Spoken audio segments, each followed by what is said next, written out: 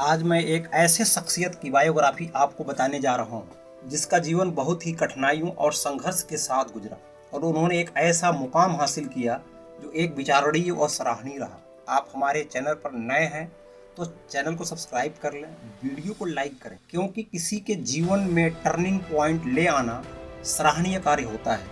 आपके एक सब्सक्राइब से मैं मोटिवेट हो जाता हूं, जो दिल को छू जाता है। भारत आकर उन्होंने दीन दुखियों और सामाजिक तिरस्कार से जूझते हुए लोगों को एक माँ का सच्चा प्यार दिया।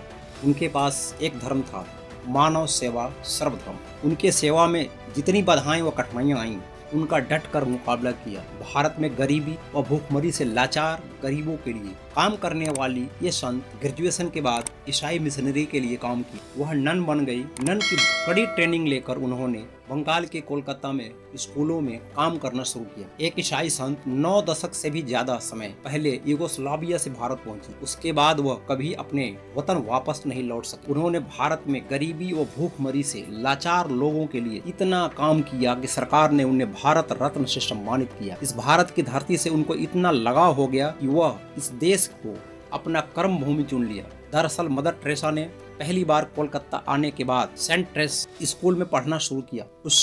उस समय उन्होंने भारत की गरीबी, भूखमरी, लाचारी और बेबसी देखी और उन्होंने कुछ करने की योजना बनाई और कुछ सालों के लिए भारत से चली गई। जब वह वापस लौटी, सबसे पहले कलकत्ता में गरीबों के लिए एक स्लम स्कूल खोला और स्कूल के पास ही अपनी पहली डिस्पेंसरी खोली। मदर टेरेसा 1931 में भारत लौटी थी। उस समय दूसरा विश्व युद्ध चल रहा था। युद्ध के कारण भारत में गरीबों को भूखे मरने की नौबत आ गई थी। तब मदर टेरेसा ने निर्मल हृदय नाम से पहली संस्था शुरू किया।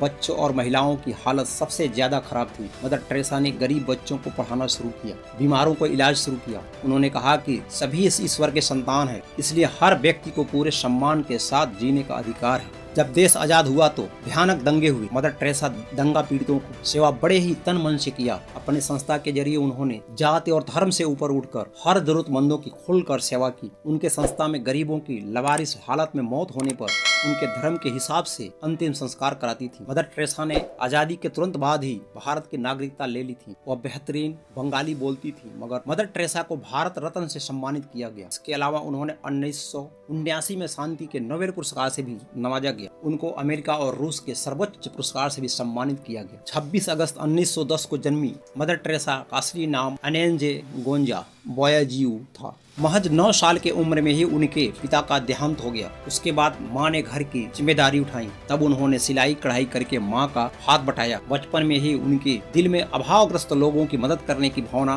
पैदा हुई। वो इतना स्ट्रांग थी कि उन्होंने अपना पूरा जीवन बेसहारा लोगों की कल्याण में लगा दिया। इस बायोग्राफी से हमने आप लोगों को मोटिवेट करने की पूरी कोशिश की है। अगर कोई एक भी व्यक्ति वीडियो की वजह से बदलता है तो मेरा वीडियो सफल रहा।